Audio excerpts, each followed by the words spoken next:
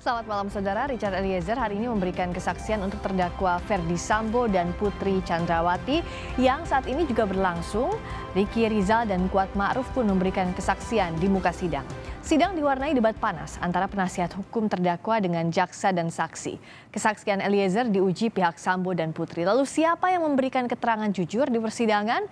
Isi kesaksian Eliezer akan menjadi bahasan utama di Sapa Indonesia malam kali ini bersama saya Friska Clarissa dan nanti ada Liviana Charlisa. Kita jelang Sapa Indonesia malam selengkapnya. Informasi pertama, saudara, sidang kasus pembunuhan berencana Yosua dengan terdakwa Ferdy Sambo dan Putri Chandrawati hadirkan Richard Eliezer sebagai saksi. Saat Eliezer bersaksi, banyak terjadi debat panas antara penasihat hukum terdakwa dan jaksa. Sidang kali ini menghadirkan saksi Richard Eliezer, Ricky Rizal, dan Kuat Ma'ruf.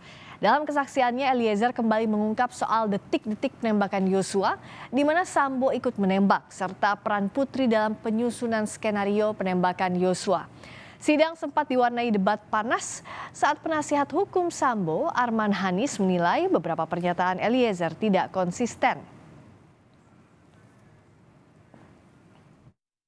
Dari ketiga keterangan atau keterangan saudara dalam BAP ini, ya, ini tidak konsisten semua. Saya mau tanya, yang mana yang benar? Jadi begini Bapak, dapat saya jelaskan. Biar Bapak tidak menanyakan lagi tentang BAP ini. Ya harus saya tanyakan. Iya, makanya saya harus saya tanya. Saudara penasihat hukum beri kesempatan saksi untuk menjawab. Ya, saya mau jelaskan bahwa ini harus saya tanyakan karena tidak konsisten, Yang Mulia. Silakan. Baik, begini Bapak. Bapak bayangkan dari tanggal 8 Juli sampai di bulan Agustus itu saya didoktrin terus-menerus oleh klien Bapak tentang skenario. Siapa yang doktrin? Di mana yang doktrin? Di mana saudara didoktrin? Di lantai 3. Saudara penasihat hukum tidak perlu sampai membentak. Saya mencoba mengingat-ingat kembali kejadian demi kejadian. Bapak kira segampang itu mengingat kembali kejadian itu? Ini tidak konsisten. Sudah setelah saudara tidak ada. Izin Bapak, penasihat hukum ini menanya sama saksi. Sudah menekan ini tidak konsisten. Makanya kita mau tanyakan. Jangan menekan kayak gitu dong. Sudah cukup. Penasihat hukum silakan bertanya langsung. Saya tanyakan, Yang Mulia. Saya tetap bertanya karena begini, saksi. silakan bertanya lewat majelis. Biar kami bertanya. Baik, ya. Tidak perlu saudara bertanya pada terdakwa. Melalui Yang Mulia Majelis Hakim nih, bahwa saksi ini tidak konsisten. Beberapa BAP-nya saya catat di sini, Yang Mulia. Yang tadi belum dijawab. Oke. Ya. Saya minta dijawab dulu. Silakan. Apa yang mau ditanya? Ini BAP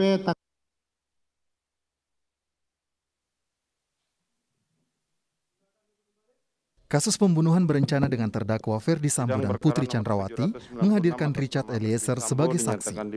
Saat bersaksi, penasihat hukum Sambo dan Putri mencecar Richard Eliezer terkait skenario penembakan. Jadi diceritakan dalam skenario Pak FS sebenarnya tidak ikut tembak gitu maksud saudara. Tetapi dalam tanggal 8 ketika di Duren 3, dia ikut menembak begitu. Betul. Artinya berbeda dengan skenario. Berbeda dengan skenario, kejadiannya kan memang berbeda dengan skenario. Bukan, saya ini kan tanya kepada saksi. Siap. Makanya tadi saya tanya, jalan cerita yang disampaikan pada saat di seguling Anda berdua yang menurut Anda ada Bu Putri juga, penjelasan soal rencana mengeksekusinya itu bagaimana gitu. Tadi sudah saya jelaskan. Iya, sebentar. Makanya kemudian saya tanya, kan jalan ceritanya bahwa Anda tadi sama ini di keterangan, kamu saja tembak. Karena kalau saya siapa yang mengamankan, kan begitu kira-kira dialognya, betul.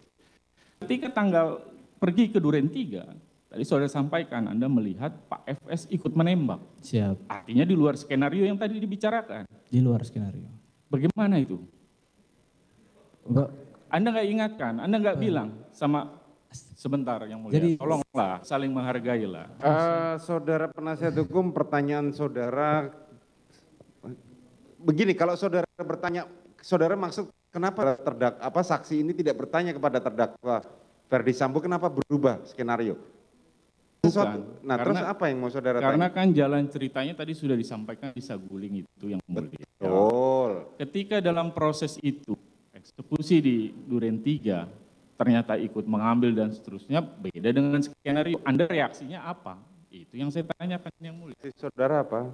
Ya pada saat itu begitu-begitu aja Bapak. Tidak ada, sudah terjadi kayak gitu. Oke. Penasihat hukum Sambo juga mencecar terkait konsistensi keterangan Richard Eliezer di persidangan yang berbeda dengan berita acara pemeriksaan atau BAP. Saya kembali kepada kejadian di Magelang. Ini saya kembali ke BAP saudara yang tanggal 15 Agustus. Iya. Di situ saudara bilang melihat Yosua dan Kuat lagi adu mulut. Dan kemudian saudara menyatakan kalau mau ribut jangan di dalam rumah, kasihan ibu lagi sakit. Jadi itu sudah saya cabut keterangannya Ibu. Saya belum bertanya lebih lanjut. Yang mau yang saudara cabut yang mana? Bentar dulu. Apa yang mau ditanyakan langsung dulu supaya tidak terjebak. Apa yang mau saudara tanyakan? Saya bertanya nanti belakangan saja karena barusan. Coba apa yang itu? Coba dijelaskan dulu apa yang mau itu. Jangan bertanya. Dicabutnya kapan?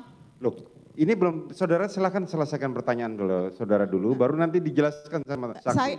Kami baru memeriksa saksi ini pada sidang hari ini dan saya belum pernah mendengar keterangan itu dicabut. Di bulan September kalau tidak salah Ibu. Coba Ibu cek lagi. Di BAP bulan Begini, September juga saudara penasihat hukum. Coba Ibu baca di September. Apa yang disampaikan oleh saksi di persidangan, itulah yang kita pegang, bukan ada di dalam BAP. Di persidangan, Richard Eliezer mengungkap soal 2 senjata yang digunakan Sambo saat penembakan Yosua. Pada saat itu di tangan cuma 1 yang mulia. Iya betul, tetapi di kanan kiri. Siap, ada 2 yang mulia. Ada 2, tahu dari mana saudara kalau senjata? Karena pertama senjatanya beda yang mulia dengan senjata yang kedua yang mulia. Oh, senjatanya pertama berbeda. Beda yang mulia, pada saat nembak ke arah tembok atas itu, senjata beda yang mulia. Yang digunakan untuk menembak korban yang mana? Seingat saya yang pertama yang mulia, yang Glock mana? Itu, yang Glock itu yang mulia. Yang Glock, untuk menembak korban adalah Glock. Siap. Glock berapa? Saya lupa jenisnya Pak FS pegang Glock jenis berapa yang mulia, saya lupa. Terus kapan dia menembakkan menggunakan senjata HS milik korban? Nanti pada saat di tembok yang di atas TV yang mulia. Tembok di atas TV. Siap. Dia ke arah perlawanan yang mulia. Lihat dia mengokok dan saudara baru sadar bahwa itu adalah HS milik korban. Siap yang mulia. Dalam tanggapan di akhir pemeriksaan saksi, Sambo dan Putri membantah kesaksian Richard Eliezer, khususnya peristiwa tembak-menembak. Tim Liputan, Kompas TV. Hingga persidangan hari ini yang menghadirkan kesaksian terdakwa lainnya Richard Eliezer, Ferdi Sambo tetap bersikukuh bahwa ia tidak memerintahkan untuk menembak Yosua tetapi menghajar. Bagaimana analisis terhadap kesaksian yang dibangun oleh Ferdi Sambo dan Putri jika dikaitkan dengan kesaksian Richard hari ini? Kita bahas bersama mantan hakim sekaligus pakar hukum pidana Asep Iwan Iriawan dan bergabung juga pengacara Richard Eliezer, Bung Roni Talapesi. Selamat malam Bapak-Bapak. Selamat malam. Selamat malam Mas Roni, selamat malam. Selamat malam, saya ke Bung Roni dulu. Hari ini Anda melihat klien Anda dicecar oleh pihak kuasa hukum terdakwa, tapi kalau kita lihat kesaksiannya ada narasi yang coba dibangun oleh terdakwa, misalnya bahwa Sambo ini memerintahkan bukan untuk menembak Yosua, tapi backup untuk menembak jika Yosua melawan. Tanggapan Anda, Bung Roni? Iya Mbak, dari awal kan kita sudah bilang kan, ini kalau kualitas saksi mana yang bisa dipercayakan. Ini kan mereka sampaikan seolah-olah bahwa Richard Eliezer ini salah menerjemahkan perintah ya. Terus kemudian yang ditanyakan oleh tim penasihat hukum ini menurut kami tidak logis ya, karena mencoba untuk menjebak klien kami ya. Dan kami melihat bahwa ini lebih ke arogan ya, sehingga klien kami coba diintimidasi kan. Nah, menurut kami kan yang terpenting adalah keterangan dari Richard Eliezer ini adalah keterangan yang menggambarkan satu peristiwa hukum pidana yang utuh dan logis gitu loh. Kalau hal-hal kecil yang kemudian penasihat hukum dari Ferdi Sambo dan Putri Candrawati memaksakan, menurut saya klien saya ini bukan CCTV, bukan audio visual yang harus menghafalkan menit per menit, detik per detik. Nah, kalau mereka mengharapkan seperti itu, harusnya CCTV-nya jangan dirusak dong. Harusnya CCTV-nya ada. Kok ini kan mereka mencecer klien saya, sedangkan CCTV saya tidak ada, gitu loh. Oke, Kang Asep, lihatnya ini apakah ada upaya untuk memindahkan pertanggungjawaban pidana dari Sambo ke Eliezer? Kalau Anda lihat dari sidang hari ini, Kang Asep.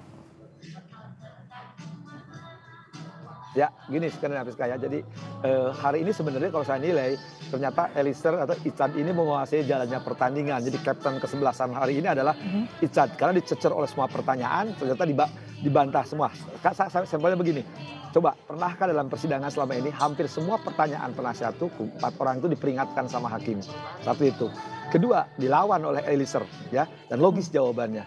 Ini gini, kita ikuti permainan dari penasihat hukum mengarahkan bahwa ini adalah dihajar gitu kan. Ya. Kan persoalannya kalau dihajar ternyata ditembak, ya kenapa pada diam? Kenapa nggak ditembak si Eliezer ini oleh Sambo atau ditangkap kan diborgol karena itu sesuai perintah. Malah lebih jauh lagi, ngapain disuruh menghajar gitu kan? Ada persoalan apa? Kenapa harus menghajar Joshua? Padahal kan Sambo ini tahu istrinya tanda petik ya telah diperkosa atau dihajar oleh si Joshua. Mohon maaf ya kepada keluarga Jawa. Anggaplah pemikirannya itu. Lebih penting lagi kan pertanyaannya, kenapa barang bukti dihilangkan? Kenapa membuat peristiwa OOJ? Artinya apa? Kan kalau sekarang beritanya dihajar ditembak, harusnya kan kaget mereka. Tadi kan yang menarik tuh pertanyaan sama Kuat, lebih aneh lagi berbeda sama Ricky ya, antara mendengar tidak mendengar, jadi tidak konsisten. Nah, lebih menarik lagi, hampir semua penasihat hukum di samping diperingatkan, ternyata kalimatnya inkonsisten nih, tersangka katanya. Cuman kalau saya ingat pertama tuh sidangnya pertama tuh saya ingat sekali ya, Roni itu ya mengajukan 174-242. Ya. Kalau sekarang Eliezer dianggap ya bohong, kan harusnya kayak Roni itu. Ya, saksi palsu gitu. Kenapa enggak gitu kan? Dimulai dengan satu ya, inkonsistensi tapi tidak menjadikan dasar hukum. Dari mana dasar inkonsistensi? Kedua, mempertentangkan BAP. Pertentangkan BAP yang sudah terakhir dicabut. Malah lebih mengerikan lagi, maaf saya kata mengerikan kan. Hakimnya udah mengunci kan. Yang didengar itu di fakta persidangan. BAP persidangan kan berbeda. Ya yang memang kebohongan dan setelah kebohongan kan. Eliezer dengan jelas, tegas, bahkan rinci menjelaskan. Justru BAP yang benar pun kalau berbeda di persidangan boleh 163. Jadi kelihatan, maka saya katakan tadi, Eliezer ini menguasai jalannya persidangan dan itu jawabannya maaf ya, saya lihat saya jadi di samping kata saya ini saya jadi senyum-senyum dari tadi lihat jawabannya. Jadi jawaban mana sebenarnya yang konsisten atau yang logis? Ngomong-ngomong soal jawaban, ini terdakwa Ferdy Sambo membantah sejumlah kesaksian Eliezer. Sambo tetap mengaku bahwa Putri ini tidak berada di lantai 3 saat skenario pembunuhan disampaikan kepada Eliezer. Sambo juga membantah dirinya menjanjikan uang kepada Eliezer, Ricky Rizal dan Kuat Ma'ruf. Kita dengarkan dulu pernyataannya. Selanjutnya saya kira juga dalam kesaksian saya kemarin pasti akan berbeda pada kesaksian saksi pada hari ini, mulai dari di lantai 3 istri ada di samping saya, harus kasih mati anak ini, nanti kamu bunuh Joshua, kemudian kau tambahkan amunisi, serahkan peluru, isi magazen. Kemudian permintaan senjata HS ini pasti akan saya bantah dalam kesaksian ini. Selanjutnya terkait dengan di Duren 3 sudah isi senjatamu, sini kamu pegang lehernya, berlutut, woi kau tembak 3-4 kali. Kemudian sisanya saya menembak, kemudian saya maju. Kemudian juga saya melakukan penembakan. Kemudian juga waktu menembak saksi mengatakan tidak maju itu sangat jelas bahwa saksi maju ke depan. Tapi tidak masalah lah, silakan hakim yang menilai. Kemudian kokang senjata pakai sarung tangan hitam. Kemudian kamar setengah terbuka karena saya masuk menjemput istri saya itu. Saya jelas-jelas membuka pintu. Dan terkait dengan saksi di lantai 3 Biro Propos itu ruangan kecil, saya pikir juga saksi mengetahui bahwa saya memberikan penjelasan ke Ricky dan Kuat.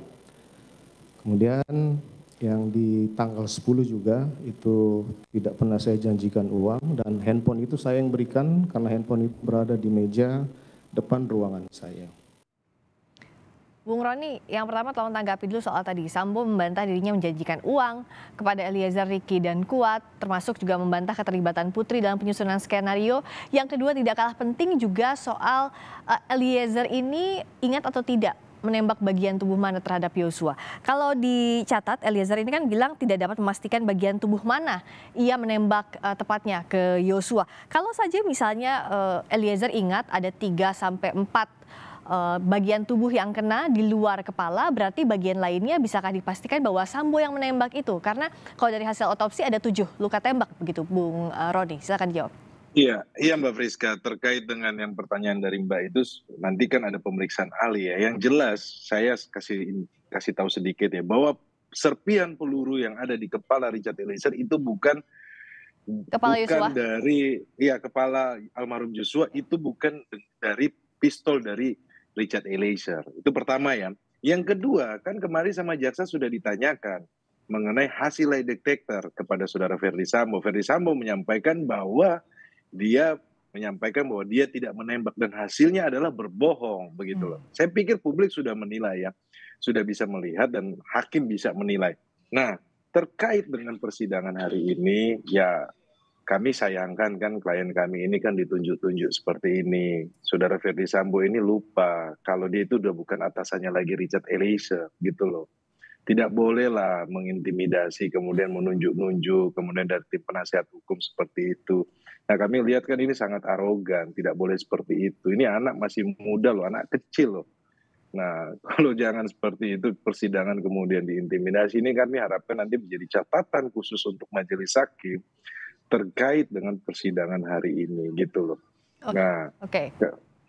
Nah, kalau dari Kang Asep, kita bahas yang ini dulu. Tadi Bung Roni bilang nanti kan ada ahli yang akan menjelaskan di persidangan. Tapi kalau menurut Kang Asep, apakah terbukti atau tidaknya Sambo menembak ini jikalau Eliezer tidak ingat itu bertumpu pada hasil otopsi dan juga keterangan ahli atau seperti apa? Kalau tadi kan Bung Roni bilang dijaminkan itu bukan peluru dari senjatanya Eliezer begitu yang ada di bagian kepala almarhum Yosua. Yang kedua soal bantahan Sambo tadi, dianggap Bung Roni itu ada intimidasi terhadap Eliezer. Ya, Kang Asep silakan. Ya, katakanlah sekarang berbeda keterangan Eliezer dan 4 orang itu ya, terutama. Ya. Udah, suara saya jelas nggak? Jelas, sekarang sudah terdengar. Suara saya jelas? Ya, jadi katakanlah berbeda keterangan Eliezer sama 4 orang ini ya, PC, MS maupun KM, RR. Semua ini akan diuji besok lusa ya oleh ahli, baik senjata maupun luka. Jadi kalau saya silakan, tapi kalau saya selama ini yang justru standarnya gampang. Eliezer tidak pernah diperingatkan baik keterangan kemarin maupun hari ini, ya baik sebagai saksi maupun untuk saksi yang lainnya. Jadi selama ini tidak pernah Eliezer diperingatkan. Kalau kesalahan ya ada kesalahan pasti diperingatkan oleh hakim gitu ya. Jangankan saksi, penasihat hukum aja nanya salah sama hakim, diambil alih gitu. Artinya apa? Kejujuran ini nampak ada daripada Eliezer. Artinya secara awal juga lurus pengalir. Bahkan yang menarik menurut saya, maaf ya saya katakan, pertanyaan-pertanyaan konyol ya. Pertanyaan konyol, ada pertanyaan-pertanyaan konyol yang justru dijawab dengan cerdas sekali oleh Eliezer gitu kan. Itu sangat lucu sekali. Maka sebenarnya persidangan ini tadi saya katakan justru dikuasai Eliezer. Soal apakah Eliezer yang benar atau MS atau PC yang benar, justru besok akan diuji oleh ahli forensik maupun balistik gitu. Kalau Bung Roni lihat, adakah Anda melihat klien Anda tanda kutip dijebak oleh kuasa hukum dari terdakwa maupun saksi lainnya?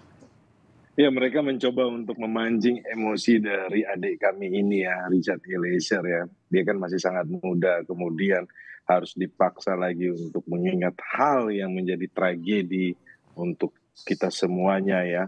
Tentunya kalau berbicara soal penembakan ini, tentunya kan hal yang sulit kan.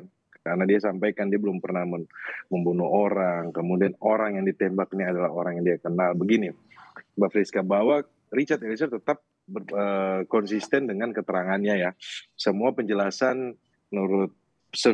Richard menurut kami tim penasihat hukum logis. Tidak ada yang ditutup-tutupi ya. Jadi kalau Richard sampaikan ini semua logis, rangkaian peristiwa pidananya menjadi utuh. Nah, kalau dari pihak sebelah sana kan tidak menjadi peristiwa pidana yang utuh karena berbelit-belit. Ya, kemarin kan kami ada catatan terkait dengan saksi-saksi ketika di persidangan mereka lemah lembut menyampaikan. Tetapi hari ini mereka langsung kita duduk jadi terdakwa langsung gaharnya minta ampun. Tapi nggak apa-apa lah, kita tetap pada proses ini dan kami berharap tetap dari dukungan publik untuk Richard Eliezer bahwa poin penting adalah hari ini adalah buat kami Richard Eliezer berani menghadapi bekas atasannya. Jadi Sambo itu bukan lagi atasannya, jadi dia tidak bisa itu perintah-perintah terus nunjuk-nunjuk seperti itu kan, mengintimidasi kan.